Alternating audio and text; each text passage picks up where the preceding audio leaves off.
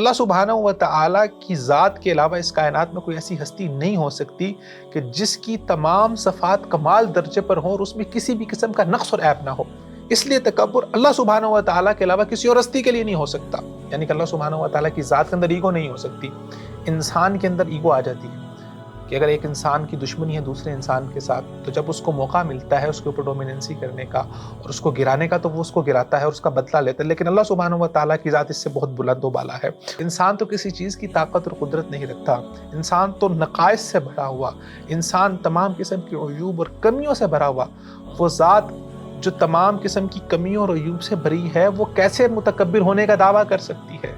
جب انسان متکبر ہو جاتا ہے تو اس کا سب سے پہلا اظہار اس کی ذات پر یہ ہوتا ہے کہ وہ انسان عقل سے پیدل ہو جاتا ہے، وہ بیوقوف ہو جاتا ہے۔ تو حضرت آدم علیہ السلام کو اللہ تعالیٰ نے معاف کیا اور اللہ تعالیٰ نے ان کے لیے جنت کو مقدر بنا دیا، اور دوسری طرف شیطان تھا جس نے تکبر کیا، انکار کیا، تو اللہ سبحانہ و تعالیٰ نے اس کو راندہ درگاہ کر دیا، اس کو مردود بنا۔ بسم اللہ الرحمن الرحیم، السلام علیکم ورحمۃ اللہ وبرکاتہ، ویلکم ٹو انذر ایپیسوڈ۔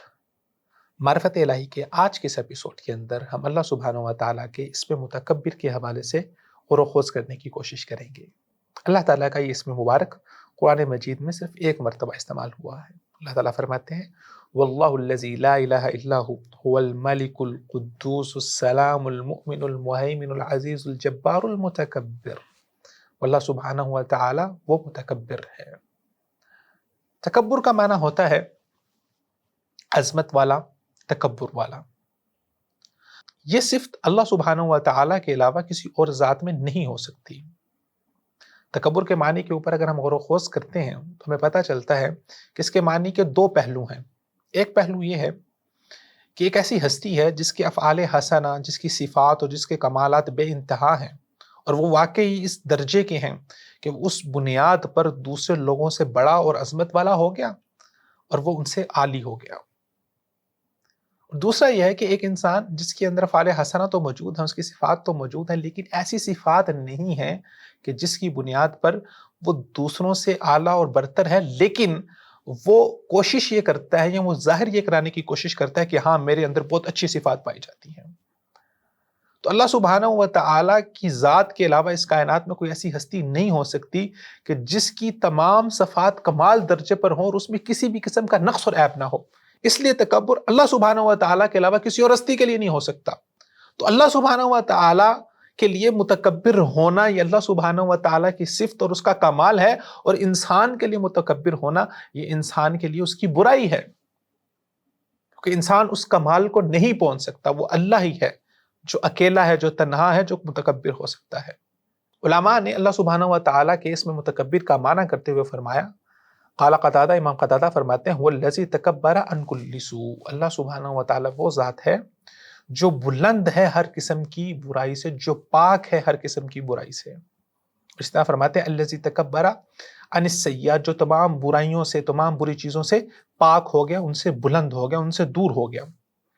الذی تکبر عن کل شر، ہر شر سے جو دور ہو گیا، ہر شر سے جو بلند ہو گیا۔ امام مقاتل فرماتے ہیں المتعظم عن کل سوء، وہ ذات جو تمام برائیوں سے بڑی ہے، تمام برائیوں سے عظمت والی ہے، یعنی کہ اس کے اندر برائی نہیں آ سکتی۔ امام ابو اسحاق السبعی فرماتے ہیں الذی یکبر عن ظلم عبادہ، وہ ذات جو اس بات سے بڑی ہے کہ وہ اپنے بندوں پر ظلم کرے، یعنی کہ اللہ سبحانہ و تعالیٰ کی ذات کے اندر ایگو نہیں ہو سکتی۔ انسان کے اندر ایگو آ جاتی ہے کہ اگر ایک انسان کی دشمنی ہے دوسرے انسان کے ساتھ، تو جب اس کو موقع ملتا ہے اس کے اوپر ڈومیننسی کرنے کا اور اس کو گرانے کا، تو وہ اس کو گراتا ہے اور اس کا بدلہ لیتا ہے۔ لیکن اللہ سبحانہ و تعالیٰ کی ذات اس سے بہت بلند و بالا ہے اور پاک ہے اللہ سبحانہ و تعالیٰ کی ذات۔ امام میمون بن مہران فرماتے ہیں تکبر عن السوء والسیئات فلا یصدر منہ الا الخیرات، اللہ سبحانہ و تعالیٰ کی ذات تمام برائیوں سے، تمام بری چیزوں سے، تمام شر سے بلند و بالا اور برتر ہے، تو اللہ سبحانہ و تعالیٰ کی ذات سے سوائے خیر کے اور کچھ صادر نہیں ہوتا۔ تو انسان میں برائیاں بھی ہیں اور اچھائیاں بھی ہیں، انسان سے شر بھی ہوتا ہے اور خیر بھی ہوتی ہے، لیکن اللہ سبحانہ و تعالیٰ سے صرف خیر ہوتی ہے۔ اس لیے کوئی انسان متکبر نہیں ہو سکتا۔ المتکبر المتکبر کے اندر یہ جو تا پائی جاتی ہے، جب یہ انسان کے لیے یا مخلوقات کے لیے لفظ استعمال ہوگا تو اس تا کا معنی ہوگا تکلف۔ عربی زبان کے اندر باب تفاعل میں تکلف پایا جاتا ہے، یعنی کہ ایک انسان اتنی عظمتوں والا ہے نہیں، اتنا بڑا ہے نہیں، لیکن وہ اپنے آپ کو کوشش کر کے اس بات کے اوپر آمادہ کرنے کی یا لوگوں کو یہ بات باور کرانے کی کوشش کر رہا ہے کہ میں بہت بڑا ہوں۔ جیسے کہ ایک ہوتا ہے مریض اور ایک ہوتا ہے متمرز۔ متمرز اس بیمار کو کہتے ہیں جو بیمار تو نہیں ہے لیکن بہانے کر کے اپنے آپ کو بیمار ظاہر کرنے کی کوشش کر رہا ہے۔ اسی طرح المتکبر جو بڑا ہے تو نہیں لیکن اپنے آپ کو بہانوں سے بڑا کرنے کی کوشش کر رہا ہے۔ تو انسانیت کے لیے، مخلوقات کے لیے متکبر کی تا جو ہے وہ تکلف کی ہے، باب تفاعل سے ہے۔ لیکن اللہ سبحانہ و تعالیٰ کے لیے جب اللہ تعالیٰ کا اسم متکبر آتا ہے تو علماء ذکر کرتے ہیں کہ یہ تا تکلف کی نہیں ہے بلکہ یہ تا تفرد اور اختصاص کی ہے، یعنی کہ اللہ سبحانہ و تعالیٰ کے علاوہ اور کوئی متکبر نہیں ہو سکتا۔ هو المتکبر، وہی متکبر ہے، اس کے علاوہ کوئی اتنی بڑی عظمت، کوئی اتنی بڑی بلندی والا نہیں ہو سکتا۔ وہ اللہ ہی ہے، وہ اکیلا ہے، لا الہ الا ہو، اس کے علاوہ کوئی اور نہیں۔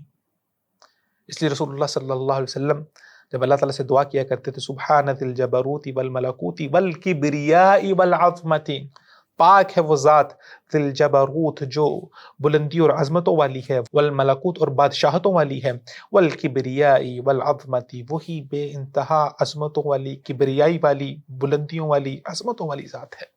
سو اللہ سبحانہ و تعالیٰ کا ہر قسم کے نقص اور عیب سے پاک ہونا اس بات پہ دلالت کرتا ہے کہ اللہ سبحانہ و تعالیٰ کی ذات هو المتکبر، وہی متکبر۔ اللہ سبحانہ و تعالیٰ کے سامنے سب سے پہلے تکبر کا اظہار شیطان ابلیس نے کیا، اور اللہ سبحانہ و تعالیٰ کو اس کا عمل پسند نہیں آیا، اس لیے اللہ سبحانہ و تعالیٰ نے اس کو مردود اور راندہ درگاہ کر دیا۔ تو کہا جاتا ہے امام المستکبرین ابلیس عدو اللہ، جو تکبر کرنے والوں کا امام ہے وہ ابلیس ہے جو اللہ تعالیٰ کا دشمن ہے۔ اللہ تعالیٰ قرآن مجید میں فرماتے ہیں الا ابلیس استکبر وکان من الکافرین، سوائے ابلیس کے باقی تمام فرشتوں نے سجدہ کر دیا۔ اس کا سجدہ نہ کرنا، اس کی بنیاد کیا تھی؟ استکبر، اس نے تکبر کیا، وکان من الکافرین، اور وہ کافروں میں سے ہو گیا، اللہ کے انکار کرنے والوں میں سے ہو گیا۔ واستکبر هو وجنودہ فی الارض بغیر الحق، اللہ تعالیٰ فرماتے ہیں شیطان اور اس کے لشکر نے، اس کے لاؤ لشکر نے، اس کے ماننے والوں نے زمین میں بغیر حق کے تکبر کیا۔ ان کا حق تو نہیں بنتا تھا لیکن انہوں نے تکبر کیا۔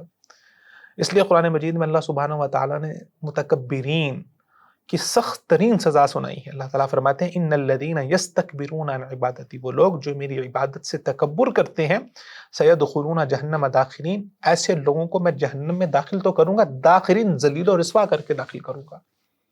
دنیا میں تکبر کرنے کی کوشش کرتے ہیں، جہنم میں ذلیل و رسوا ہو کے جائیں گے۔ الیس فی جہنم مثوی للمتکبرین، اللہ تعالیٰ فرماتے ہیں کیا جہنم متکبرین کا ٹھکانہ اور ان کی اماج کا نہیں ہے؟ قیل ادخلوا ابواب جہنم خالدین فیہا، اللہ تعالیٰ فرمائیں گے ان کو کہو کہ جاؤ اب جہنم میں داخل ہو جاؤ، اس میں ہمیشہ کے لیے رہو۔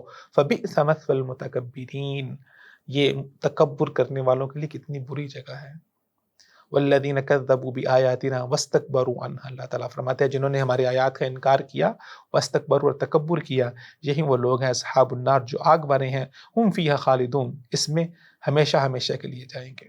اور ایک آیت مبارکہ میں اللہ سبحانہ وتعالیٰ فرماتے ہیں ان الذین کذبوا بآیاتنا واستکبروا عنہا، اللہ تعالیٰ فرماتے ہیں جن لوگوں نے ہماری آیات کا انکار بھی کیا اور اس پر تکبر بھی کیا، واستکبروا عنہا لا تفتح لهم ابواب السماء، اللہ تعالیٰ فرماتے ہیں ان کے لیے آسمان کے دروازے نہیں کھلیں گے، ولا يدخلون الجنہ، اور نہ ہی وہ کبھی جنت میں داخل ہو سکیں گے، حتی یلج الجمل فی سم الخیاط، اللہ تعالیٰ فرماتے ہیں یہاں تک کہ وہ ایک اونٹ کو ایک سوئی کے نکے جس میں سے صرف بمشکل سے دھاگا گزرتا ہے، یہاں تک وہ اونٹ کو اس میں سے نہ گزار دیں، کذالک نجزی المجرمین، اس طرح ہم مجرموں کو جزا دیتے ہیں۔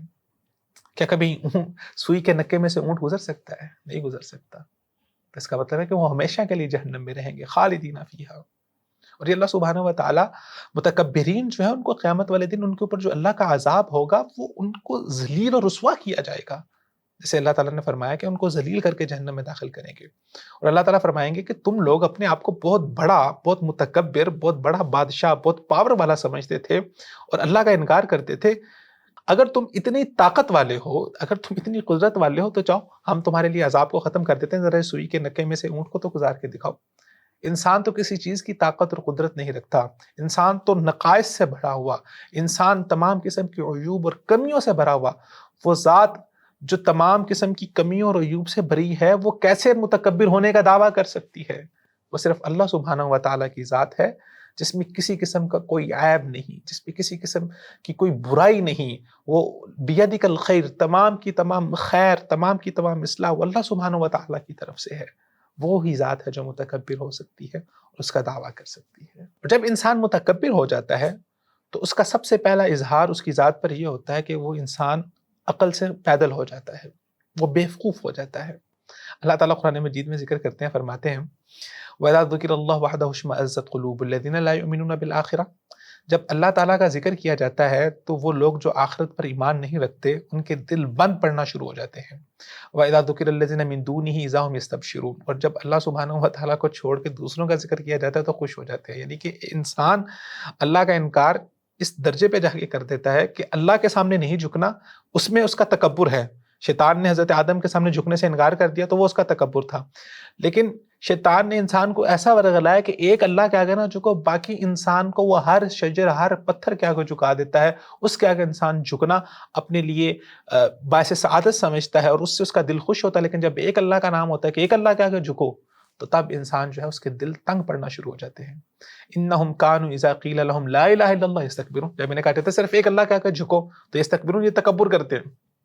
یعنی کہ کیا یہ چیز بہتر ہے کہ انسان صرف ایک ذات کے آگے جھکے، یا یہ چیز بہتر ہے کہ انسان ہر شجر، ہر درخت، ہر ایک کے آگے جھکے؟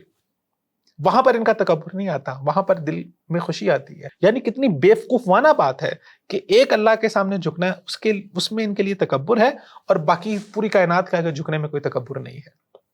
وَيَقُولُونَ أَإِنَّا لَتَارِكُو آلِهَتِنَا لِشَاعِرٍ مَجْنُونٍ، تکبر کرتے ہوئے اپنے نبیوں کو فرماتے تھے اِنَّا لَتَارِكُو آلِهَتِنَا لِشَاعِرٍ مَجْنُونٍ، کیا ہم اس دیوانے شاعر نعوذ باللہ اس کی بات پر اپنے خداؤں کو چھوڑ دیں؟ یعنی کہ ایک خدا کے بجائے باقی خداؤں کو ہم نے ماننا ہے، یہ ہمارا تکبر ہے بس۔ وَإِذَا ذَكَرْتَ رَبَّكَ فِي الْقُرْآنِ وَحْدَهُ وَلَّوْا عَلَىٰ أَدْبَارِهِمْ نُفُورًا، اللہ تعالیٰ فرماتے ہیں جب تیرے ایک رب کا ذکر ہوتا ہے، وَلَّوْا عَلَىٰ أَدْبَارِهِمْ، یہ اپنی پشتوں کو پھیرتے ہوئے، تکبر کرتے ہوئے وہاں سے بھاگ جاتے۔ متکبر صرف اللہ سبحانہ و تعالیٰ کی ذات ہے۔ کیوں؟ کیونکہ وہ اللہ سبحانہ و تعالیٰ کی ذات وہ ایک ہی ذات ہو سکتی ہے جو تمام قسم کے کمالات، تمام قسم کی عظمتوں کو اپنے اندر سمیٹے ہوئے ہے۔ وہ صرف وہی ذات ہے جس میں نہ کوئی نقص ہے، نہ کوئی کمی ہے، نہ کوئی عیوب ہے۔ اور انسان کا کمال اللہ سبحانہ و تعالیٰ کے سامنے جھکنے میں ہے، انسان کا کمال اپنی کمزوری اور اپنے ضعف کا اظہار کر کے اللہ سبحانہ و تعالیٰ کے سامنے جھکنے میں ہے۔ حضرت آدم علیہ السلام نے کیا فرمایا تھا؟ ربنا ظلمنا انفسنا وان لم تغفر لنا وترحمنا لنکونن من الخاسرین، اے اللہ میں ہی ہوں جس نے اپنی جان پہ ظلم کیا، اگر تو نے مجھے معاف نہ کیا اور مجھ پر رحم نہ کیا تو میں خسارہ پانے والوں میں سے ہو جاؤں گا۔ تو حضرت آدم علیہ السلام کو اللہ تعالیٰ نے معاف کیا اور اللہ تعالیٰ نے ان کے لیے جنت کو مقدر بنا دیا، اور دوسری طرف شیطان تھا جس نے تکبر کیا، انکار کیا، تو اللہ سبحانہ و تعالیٰ نے اس کو راندہ درگاہ کر دیا، اس کو مردود بنا دیا۔ تو انسان کی عظمت اپنے آپ کو کمزور ظاہر کرنے میں ہے، اور اللہ سبحانہ و تعالیٰ کی عظمت والمتکبر والمتعال۔